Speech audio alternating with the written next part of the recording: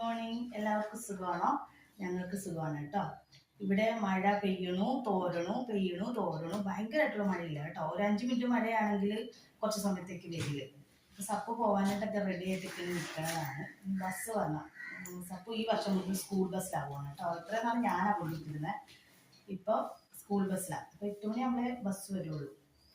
അപ്പം നമുക്കൊരു ചെറിയ ആലോചന പാടി നോക്കാം കേട്ടോ.